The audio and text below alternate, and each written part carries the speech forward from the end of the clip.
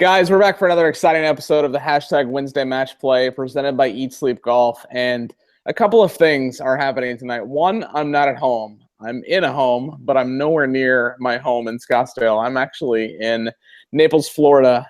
Long story short, I accepted a new job and I'm moving here, but we'll talk about that later. And the guest that we have this evening or this morning, because where she is on the other side of the planet, and she is in the Middle East. And it was a long story where Scott from Eat Sleep Golf thought she was in India, and then she was in China, and now she's in Abu Dhabi and Dubai. Like, she's all over the place. So regardless of how far I've traveled here in the United States, Sophie has traveled a lot further. And we are talking Ladies European Tour tonight. And a lot of the courses that she has played recently are Trin facilities. So we're going to throw a little bit of that into the mix. And she's a Tiger fan, which that just kind of makes me excited. So that all being said, let's welcome Sophie Walker to the hashtag Wednesday Match Play. Sophie, what's going on? Good morning. Yeah, good morning. You're privileged. I got a 6:30 alarm for you, so very privileged. I do feel very excited for that. So, and I blame Scott a little bit because he said, oh, you had to push your tea time back and you were playing, but you're on holiday. So I appreciate you getting up bright and early. If nothing else, you're going to get the media stuff out of the way and you can enjoy the rest of your day. So Yeah. Tell us who you are, what you do. Like, just give us a little bit of a backstory of what you're all about.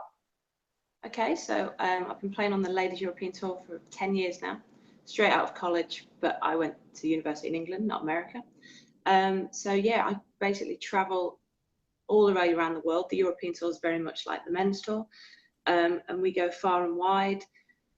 Yeah, I've just come back from 2 weeks in China, India, Abu Dhabi. I've got a week off this week, so I'm going to go watch the men play Race to Dubai. And then I'm in Qatar, then finish the year in Dubai. So we do a lot of traveling. Well, that's a lot of traveling. Like, so I don't feel bad going from Scottsdale to Florida to California. So now, speaking of your travels, when you were in Abu Dhabi recently, you played in the Fatima Bint Mubarak at Saadiyat Beach Golf Club, a club that is managed by Troon, and it is a fantastic facility. So talk a little bit about that tournament and what that tournament meant. I know they did a lot of stuff with the hashtag Women on Course for that event. So just talk about your experience at that club and what your thoughts were of Saadiyat Beach. Well, it was the inaugural event in Abu Dhabi. It was a very big deal for the ladies golf to be playing there, and we thank them for starting the event. It was brilliant, actually. It's so well run. We got really great support from the media, and the golf course was magnificent. We got quite lucky that it wasn't too windy because it's obviously right by the beach, but it's a hell of a golf course. I like that. I'll make sure that they see this because I've not played it, but I see these pictures and it's almost surreal. And Gary Player spends a lot of time over there, and just like it's almost weird because you see the Abu Dhabi Golf Club, which is literally across the street, and how different that looks to Saadiyat Beach being right on the coast, and that's really cool. I'm a little jealous that you got the chance to play there. The water is turquoise. Like, you look out over to the water and it's just, and then the beach is wonderful. So you stand on, 6 T? It's this little par 3, and you just want to go sunbathe and jump in the sea. Like, it is absolutely wonderful. In fact, you mentioned a bad shot, you might want to throw yourself in the sea. Yeah, maybe that's the excuse. Throw the club in there, and I got to dive in and go get it. So you travel all over the world, obviously. You're playing in a different country, it seems like, every time you tee it up. Do you ever get homesick? Do you ever just want to go home and just relax? Yeah, and do nothing on the sofa, of course.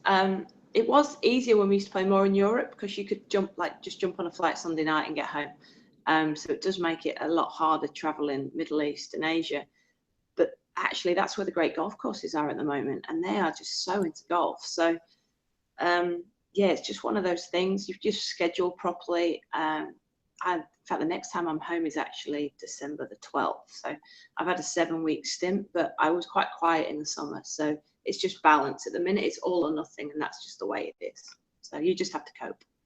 So where did it all get started? I mean, obviously you've played a lot over the years, but like, what's your journey been when you decided that you wanted to go this route? How you got from point A to point B, and now on the Ladies European Tour? I had a pretty successful amateur career. And my parents were like, you get an education and you can do what you want. So I graduated from college and saw that most of the people that played amateur golf were turning pro. My era was kind of Azahara Munoz, Belen Mozo, who else did I play with? Anna Norqvist. that type of era, and they were all turning pros, and I was competing with them. So I thought, why not? I have stayed more in Europe because that's just the type of girl I am. I like a bit more of the culture, staying a little bit closer to home. Them guys all went to college in America, so I think that was a big turning point for them. They were quite comfortable over there, whereas I really enjoyed the European tour. And yeah, I've literally been out here for 10 years and just seen the world. It's been amazing. We start down in Australia at the beginning of the year, then we go to Asia, come back to Europe, and then go back again, Asia and Middle East towards the end of the year. I mean, I've got to see some amazing places, Taj Mahals, Sydney Opera Houses. It's been amazing. Such a great ride, really. That's really cool. So traveling all over the place, I mean, imagine there are some challenges to that. So what are some of the hardest things from just getting up and being in India today and rolling out of bed tomorrow and being in the Middle East? So what are some of the hardest things about being on a tour that requires you to travel so far and so often? Time difference, that's hard. When you travel east, it's really hard to wake up in the morning. Really hard. But when you're coming west, it's easier because you're up early. Traveling economy, that's hard. We're actually sponsored by Etihad Airways now on the Ladies European Tour, and I got upgraded coming to Abu Dhabi, which is amazing. But also, once you go business, you don't want to go back. So that's difficult. Just traveling with all your luggage. Luggage is just a pain. The golf clubs weigh a lot, and they don't often reach the destination that you want them to. And laundry. Yeah, laundry's pretty difficult. The golf's actually the easy bit. I was going to say the golf might be the easiest thing about the whole experience. I mean, different greens, different bunkers, different grass is nothing compared to, trying to get your golf clubs from A to B. So in all of the places that you've been, I mean, you've mentioned a ton, and I'm sure there are a ton more. What is the best and your favorite place that you've had the chance to visit? I love Dubai, actually, where I am at the minute. Emirates Golf Club it's like my home from home, so I really enjoy coming back there. I'm actually going to do some practice there this morning. And when we go to Australia, we play the Sand Belt down in Melbourne, and that's kind of my cup of tea in terms of golf courses. Links, Heathlandy, and there's just a road, and it just goes one wonderful golf course after another. There's Metro, what else? There's a Commonwealth, Royal Melbourne. So that road for me is like the golden mile of golf courses. Now, while you're in Dubai, make sure you play some of Troon courses. I mean, we know we talked about. We're going to talk about another one here in a little bit, but go play the Els Club or the Address Montgomery. I mean, we got a few there for you to choose from. Yeah, so. You have. Now, I hear that you're a Tiger Woods fan. I am Tiger's biggest fan. So tell me about your connection to the big cat. And I've got to say, that makes me really excited for a segment of the show that we have here in a few minutes called The Back Nine, where it's just 9 fun random questions. And one of those questions in your back nine is about Tiger. So talk a little bit about your passion for Tiger. Oh, I don't know if I'll be an expert like you. Basically, I'm of the age where Tiger was our idol.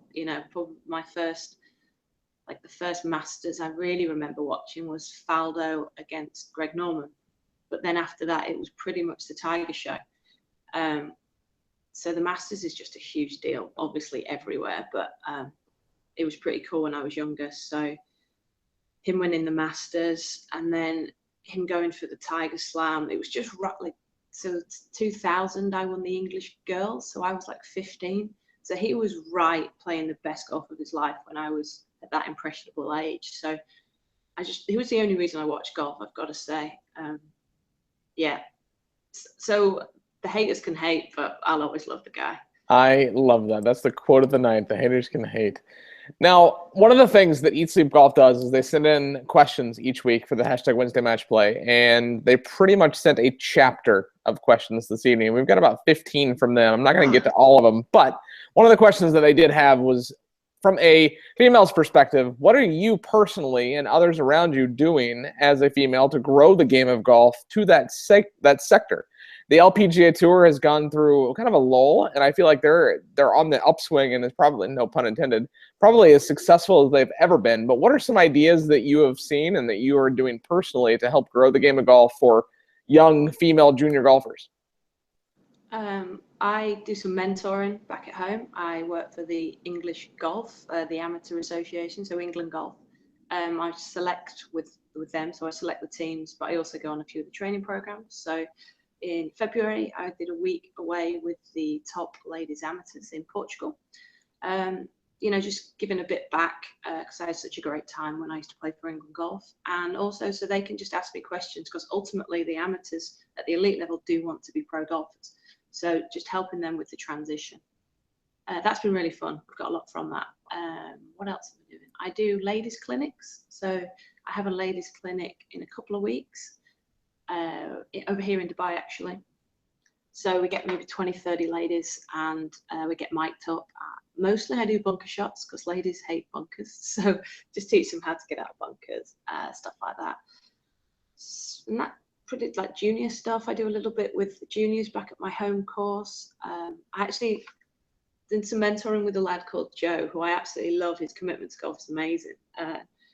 We're trying to get him down to a PGA coach standard of 4 handicaps. So far we've got him down to 7. And as I say, the mentoring thing is something that I really like, just to keep people in the game and just encourage them to stay active with it, because we're not all going to be pro golfers, but I think golf's something you can use all your life. There's no age limit on it. So yeah, I love golf, so I like to push it on everyone else. I dig that. No, it's not just females that have a hard time getting out of bunkers, because I have a hard time too. I can get out just fine, but the ball never stops. Like, I feel like I want it to sit and spin, and it never does. So then when I play it to sit and spin, how do you it doesn't. Golf ball? Yeah, you don't. I can't. My wedges are old. Now, you've got a pretty good relationship with the team over at Game Golf. They were actually on the hashtag Wednesday Match Play back in January when they were live from the PGA Merchandise Show. It was an awesome show, and it was kind of funny because it was late there in Orlando, and it was pretty much the lights were being shut off on them. But that being said, talk a little bit about your relationship with Game Golf. I use it on tour, actually. I think I'm one of the only players to actually use the device in tournaments. I met them maybe 2 years ago now, and I was doing a little bit of thing with Mark Crossfield, and he showed me the device when we were playing Turnberry. I just loved it. Like, for me, stats are great, but I only want to write stats down when I'm playing well. So this Game Golf is great because it records them there and then. So if I shoot 66 or 76, it's on there. So that's how the relationship started. I asked them about using it on tour. They spoke to the RNA, the PGA of America, and we got it passed. And I've been using it for a year and a half on tour now. So it's great for the real-time stats. My coach is back home. He just looks at it and sees how my rounds are going. Because we are televised, but obviously not every group's televised. So I can't lie to him, really. So he looks on that, and we analyse the round. And it's great for social media as well. I've got a lot of people following me on Game Golf and seeing how I go, and they comment on my rounds. And it's just a really good interaction tool. And there's a lot of the girls on tour have started to look at it, and we all do stats, but I just like mine because it's so quick. Like, I've played 9 out of 11 weeks, so I don't have to upload my stats like they do. They have to sit in front of the computer. Mine are just there on my phone by the time I finish the round. So I feel like I'm a little bit ahead of everybody in that sense. So we've talked about a couple of different Troon courses, and you just mentioned another one there. I feel like we've got a trend here. Maybe Troon should look at sponsoring you or something here. This is fantastic. You mentioned Turnberry. So Scott from Eat Sleep Golf was telling me this story that in a recent round at the Aloha Golf Club in Spain, another Troon managed facility. Again, there's a trend here that you made an eagle on the last hole to finish in 3rd place. Now, one, I don't make a lot of eagles, so that in itself is impressive. But talk a little bit about what happened there, what you thought of the golf course and that tournament as a whole. I must like Troon courses as well, actually. As soon as I got there, I thought, yeah, this is the course for me. I'm quite a plotter around a golf course. I'm an average hitter. I'm not really long, but I position my ball reasonably well, and Aloha really suited that. And it was windy as well, and I lived by the coast when I grew up, so I really enjoyed that. And the eagle on the last was much needed. I'd actually hold nothing all day, putts wise. So that made me feel a lot better. That got the stats down. And Rory actually took away my limelight. I had 137 yards and I hold a 7-iron and won, what, 17,000 euros. He hold a wedge from 137 and won the FedEx and 12 million. So, but it was pretty cool. That's pretty good. So. Now, game golf, you're tracking stats, fairways, greens, putts, all that good stuff. Out of all of the stats that you track, what do you think are some of the most important stats to track? And what stats to somebody like myself that's just playing on the weekends would you recommend we track? And I personally track fairways, greens, putts, and that's about it. So what stats are important to you, and what stats would you recommend the folks at home be tracking? The game golf on the just introduced, well, in the last few months really, strokes gained. That's huge. Like, us pro golfers have been using strokes gained for a number of years, and that's what you gain on the field in your putting. For instance, you might hit it really close, but then you're missing the short put, so you'll lose strokes on the field. And I think on game golf it does it to a 0 handicap, so you see how well you put against a 0 handicap. I really like strokes gained. It's so easy to compare with people, so that's probably my favorite new part of game golf. Also how far clubs go, because we all think we hit the 6-iron 180 yards, but we don't. So that's what I don't hit it that far. Yeah. Teach me. When I play in pro-ams, the amount of people, I go, oh, you've got 180 yards, and they go, oh yeah, I'll just hit a 5-iron, and it's like, I think you need hybrid. So this is good because it's your stat on the golf course, not on the driving range, where you can hit it as hard as you can. I think a lot of people are quite shocked by how far they actually hit it averagely. And the same with the driver. You know, when someone says to me, how far do you hit your driver? They go, oh, is it 260? Is it 270? And it's not, it's more like 240. And that's a good thing to know if you've got bunkers to carry and stuff like that. So I hit my 5-iron 185, regardless of whether it's into the wind, downwind, crosswind. Like, that's just the number in my head. So, and then it usually, I didn't realize this, but I hit a gap wedge out of a fairway bunker 135 yards in the air. I learned that last week. Lost ball penalty. I don't want to talk about it. You have a lot of sponsors on your website. You're involved with a lot of different brands. You got one on your hat. You got one on your shirt. Who are some of your biggest sponsors, and what does it take for you to work with a sponsor? Are they coming to you, or are you going to them? Kind of talk about your role with the sponsors that you have. Well, this one's Freeman. It's an exhibition company. Well, they run exhibitions, sorry. I've been working in the exhibition industry golf-wise for a number of years, and got really good friends with the Freeman guys. Really like what they do. They're into experiences, so they don't just build the exhibition, they want you to enjoy the experience. And that's kind of where I came in, with the experience of golf and taking clients out. So we do some work with them. I do golf days with them, speak to their employees about, like the shot I talked about in Spain, like how you hole an eagle, but you deal with all the pressure. And when they're doing pitches to people, they need to deal with pressure. So we just kind of talk about that, like how golf relates to lots of things in the exhibition industry. Most of their sales are done face-to-face, and on the golf course, that's a great way to work. Galvin Green, well, it's not that big in America yet, but for me, it's the best clothing sponsor in Europe because the waterproofs are amazing and it rains a lot. So in terms of that, it's probably the best clothing I could ask for. I've been using Ping Golf Club since I was 13 because I lived half an hour from the factory in Gainsborough. So that's just been me forever. I've also got Central Installations on my back, which is just a local company from where I'm from. As you say, it's difficult to get the big sponsors in terms of no one's just going to come up to you and go, oh, here's 50 grand. You've got to make a relationship with them. And that's what I quite like. I do enjoy the corporate days and building relationships with people. And that's kind of what happened with Game Golf. They sponsor me also. So we just got on the phone. I got talking to the guys. I really like what they want to do. They take my advice as well, which is good. But all my sponsors kind of do. They want to know what, as a golfer, in terms of wearing the clothes, playing the balls, I play Titleist, the clubs. They want to know how to improve, and that's been really nice as well.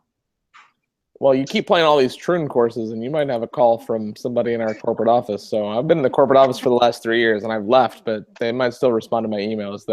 They've been calling me Florida Ricky, which I think they might be a little sorry that I left, and I'm sad that I left. But it's not like I moved from Scottsdale to like the tundra. You're Like I still moved Troon to in the heart, right? one. Yes, exactly. Well, I'm still a Troon employee, so I'm still a part of Team Troon. But now I'm in the field, and it gives you an excuse to come to Naples and play the 2 golf courses at Tiburon. Selfless plug. I apologize. Back to it.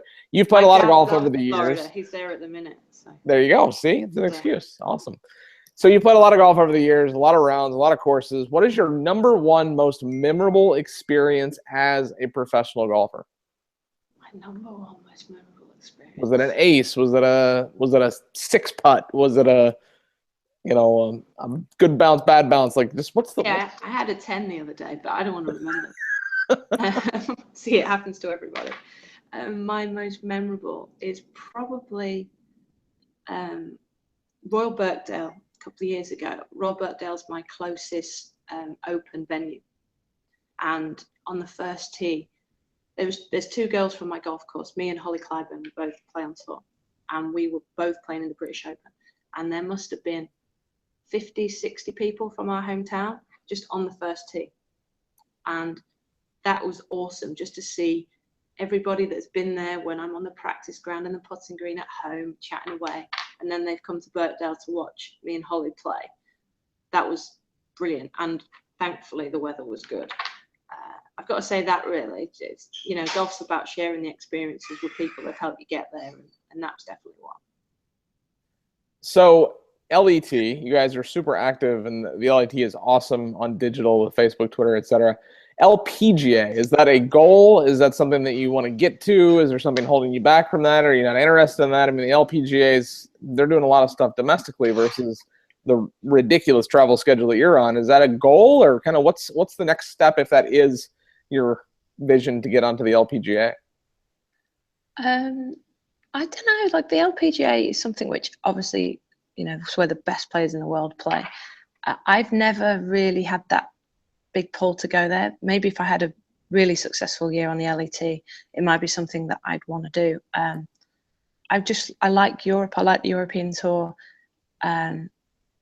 Yes, and Dubai's the last event of the year, and I'd have to miss that possibly to play Q School. So LPGA need to move that date, and maybe I can go. All right, nobody wants to miss Dubai, trust me. So I didn't tell you that when we started that this half an hour was going to fly by, and it has. We've only got a couple more minutes, but you've answered a ton of great questions. This has been, I literally feel like we could sit here and talk all day, but you've got to go practice, and I've got to go to bed because it's about a 12-hour time difference. I'm going to go practice, and then I'm going to go watch Rory play, which is quite exciting. I'm Tiger. I can't. I mean, Rory that's like a bad word in my house. Like you don't say Rory, you don't say Phil, like you don't say those. You just say Tiger. That's all we hear. Tiger or AKA Big Cat. But before I let you go, we've got 9 just fun random questions that are just kind of golf related, and we call it the back 9. Are you ready? I'll try. Yeah. What is the weirdest food you have? I don't want to say enjoyed, but have tried in your travels abroad? Shark fin soup. It looked like mushroom soup. It actually tasted like mushroom soup, but then I read the menu. Yeah. Now, to that very point, Greg Norman, the great white shark, has the Franklin Templeton Shootout, formerly the Shark Shootout at Tiburon, which is a course he designed, and Tiburon means shark in Spanish, and that's coming up the first week of December. And when I see him, I won't tell him that you were eating shark fin soup, so we'll just leave that for him to watch and see here on the Wednesday Match Play. So out of all of the countries that you've visited, what are any 1 or 2 that you've not been to that you're excited to visit one day, whether to play or just to visit? I've not really done South America. In fact, I've never been anywhere in South America, so that would be awesome. And I've pretty much played everywhere I want to play, I've got to say. Thailand, Singapore, around there, that'd be pretty cool. Okay. But yeah, South America, not necessarily to golf, maybe just to travel. To see. Yeah. How many different countries have you visited? Have you kept track? I mean, your passport's got to be pages thick, but Yeah, I struggle with passport immigration at the minute. They think I work in the Middle East. How many? Oh, we're talking like maybe 20 4? or like 50? Nah, like, yeah, more like 50. That's Yeah, awesome. yeah. I've been to places which I don't even like Latvia. I mean, who knows Latvia? So, yeah. But the airline is Air Baltic, though, so that's pretty cool. Air Baltic, I dig that. Yeah. I'm a big fan of Baltic porters. I mean, I got a beer in my glass. It's too early for you to have beer in your glass. But Baltic porters are Yeah, so I very reckon popular maybe beer style. up to 50. Yeah. Okay, dig that. Now, jet lag, you talked about a little bit. How do you deal? Like, what? I mean, I'm 3 hours back from where I came a few days ago, and I'm finally starting to get settled in. But like, how do you deal with that? Just going from one time zone to the next? As soon as I get on the aeroplane, I change the clocks straight away. I don't use the word tired for 24 hours because that's the worst thing. I'm tired. And I never try and think what time it was. And always set alarms in the morning, or if you're going for an afternoon nap, because if you don't set the alarm and you sleep through, then you'll never get into sleep. And you know what? If you need a little beer to get you to sleep, there's nothing wrong with that. Yeah. And I have to fall asleep every night, so therefore I need to have a little bit of beer every night. What golf ball are you currently playing? I'm using the Titleist Pro V1, and I use the high numbers, 5, 6, 7, 8. Ooh, very cool. I've seen a couple of guests have used custom numbers, which I think is really cool. Yeah. So we get to pick high or low numbers. So. Oh, very cool. So traveling, I'm sure there's been a negative experience or 5 that you've had. Tell me a quick recent negative experience you've had, whether it's an airline or a hotel or just something that has just been not the way you anticipated. Oh, recently. I have a funny story about somebody else which has recently happened on tour. So you can have that, or you can just have the bog standard. No, give me that one. Like, I'll give that. Right, okay. So we fly in from China to Abu Dhabi, and one of the girls has to transfer through China in Beijing. So she looks to get her golf clubs off the belt and her luggage, and her golf clubs don't come. So the man sends her to oversize. So she sees the Titleist bag, she pulls it out. That's mine, yep. Checks it in, Beijing to Abu Dhabi. So she's got like 5 hours wait. Arrives at her hotel in Abu Dhabi, opens up the clubs, they're not hers. She has some Chinese man's gold, really expensive golf clubs and can't work out why it's got like her sticker on it, but she's actually checked them in. She picked them up and checked them in.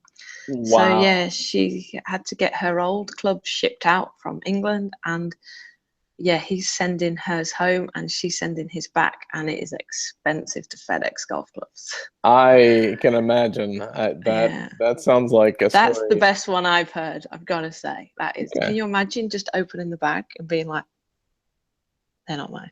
I freak out to the point that I'll open the clubs in like right there, even if it's got my name on it or my bag. Like, yeah, you got to check the driver. Yeah. Yeah, exactly. So caddies, do you guys have caddies? And if so, do they travel with you, or do you get them at each facility? Kind of what's the caddy structure on the LET? Some people have been traveling with them. A lot of them are kind of partners or coaches or long-term caddies. I've been to that many places that I can pick up people that I know there. So I have friends in the places. I haven't got a full-time caddy just because probably nobody can put up with me. I don't know. I just like having somebody like a friend on the bag, a little bit Sergio, like, you know, he kind of just has his mates and stuff. So I do that, and I pick up local ones in China or India because they know the courses. They caddy them 2 rounds a day. They're brilliant, and they're so cute. So you always get one with a funny name. Like in China, I had a lady and she was called Bifon. And the man said, not to be confused with Afon, like this. So they're great. They're really cute. So I just take friends and locals. But lots of girls do have full-time caddies, yeah. Now, we talked about Tiger, and this question has been asked on every episode of this show and the 3 years of a previous show that I used to host. And I'm very, very curious how you'll answer this. He's coming back, and I've heard that 6 times this year. He's coming back next month. But that all being said, regardless of what he's been through or what he's done, do you think he breaks Jack's record? Why or why not? Heart and head. My heart says yes. My head says no. No, I don't think he will now. I think it has been too long. And I think there's a lot of scar tissue, both physically and mentally, which pains me to say. But yeah, look, he's still the guy that I go and watch out of everybody. So for me, that makes him a winner. And yeah, it'd be great if he did break the record, but I think what he's done for golf is enough. And I don't know if he can ever live with not breaking the record, because that's his dream. But what he's done for golf for me is more than enough. So I don't care. He's still the greatest in my eyes because he's my era. And I didn't really get to see a lot of Jack. But in terms of, for me, he's my greatest. Now, I will. I'm not going to agree that he's not going to, and I never will until the day he says he won't. I think that if he comes back and he's healthy, and he is able to put another 7 to 10 years of good. I mean, he's as healthy as he's probably ever been physically wise. I mean, I think that I'm giving it one more sliver of a chance. Now, if he comes back and he plays in the hero and he shoots 8 over and he bails and breaks his hip or whatever, then he gets one more chance with me for me to think that he's done. So and that's basically because I have a collection of his memorabilia that is going to pay my retirement, and that if he doesn't break the record, I've got enough stuff to start a fire on a Friday night. So I'm right there walking that line. And hey, first off, thank you so much for coming on the show. This is awesome. Like I said, we could sit here and talk all night, but your last question of your hashtag Wednesday match play is, what is next? I mean, you're going to go hit some balls today. You're going to go watch Rory play this afternoon. But from a career standpoint, what is next for you and the LET? For me, I'm still going to play tour golf, but branch out a lot into the corporate side. I do a bit of YouTube, a bit of golf course reviewing, probably do some true golf course reviewing now, hopefully. So I'm going to stay in the industry, but just do more. But I just think there's so much more that I can look into in the social media side, and lessons and stuff like that. I feel like I can balance my tournament golf with that. For the LET, just look out for us. You know, we're on television a hell of a lot more. We're on YouTube a lot.